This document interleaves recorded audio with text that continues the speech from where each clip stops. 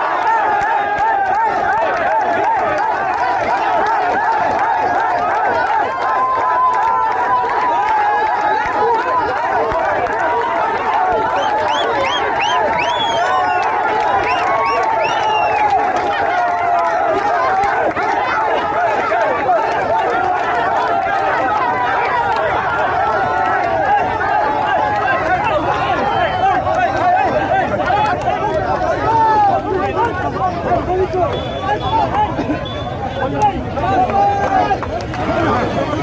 on.